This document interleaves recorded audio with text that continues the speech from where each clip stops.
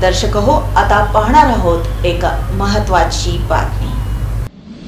दलित मित्र चंद्राम चव्हाण गुरुजींचा पुतळा अनावरण सोहळा नुकताच साजरा झाला। माजी केंद्रीय गृहमंत्री तथा ज्येष्ठ नेते सुशीलकुमार शिंदे आणि जलसंधारण मंत्री संजय राठोड यांच्यासह मान्यवर नेतेगणांची यावेळी उपस्थिती होती। अनावरण सोहळा ज्येष्ठ समाजसेवक ब्रिजमोहन फोपलिया यांच्यासाठी अविस्मरणीय, संस्मरणीय आणि सुवर्णाक्षरानं नोंद ठेवणारा असाच ठरला। ज्येष्ठ नेते सुशीलकुमार शिंदे आणि ज्येष्ठ समाजसेवक ब्रिजमोहन फोपलिया हे शेजारीच बसले होते।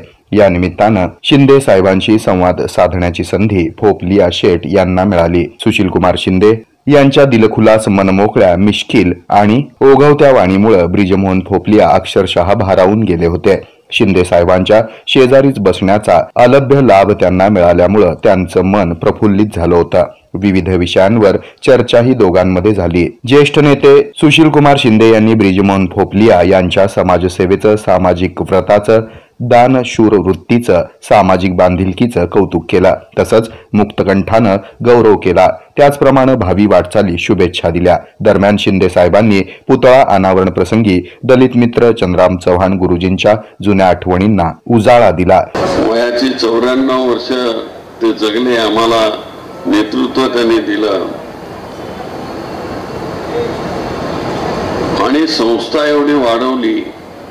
आज 15,000 विद्यार्थ्यांच्या वर त्या संस्थेमध्ये विद्यार्थी आहेत। एक साधा तांड्यावरचा माणूस स्वातंत्र्यानंतर जो पंडित जवाहरलाल नेहरूंनी जो यज्ञ पेटवला होता नियोजनाच्या द्वारे, या देशामधली मुलं शिकली पाहिजेत, तयार झाली पाहिजेत, ते चंद्राम गुरुजींनी सुरू केलं आणि नेहरूच्या नावाने ही वसाहत उभी केली त्यांनी। इथं खूप मोठ्या प्रमाणामध्ये सर्वधर्म समभावाची रोपटे लावली गेली।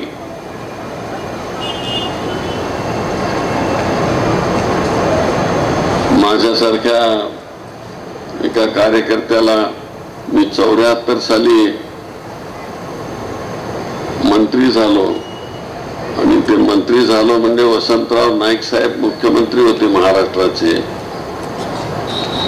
त्यांनी मला आपल्या मंत्रिमंडळामध्ये, शेवटचं मंत्रिमंडळ होतं त्यांचं, त्यामध्ये समावेश होता। शेवटच्या क्षणी नंतरच्या गुरुजींनी आपल्याला मिलिटरी ट्रेनिंग स्कूल पाहिजे म्हणून सांगितलं। बघा, एका बंजारा समाज, भटका समाज, पण स्थायिक असणाऱ्या लोकांच्या करता म्हणून त्यांनी मिलिटरी ट्रेनिंगचं इथं कॉलेज काढलं आणि अतिशय चांगल्या तऱ्हेनं या ठिकाणी ट्रेनिंग सुरू आहे।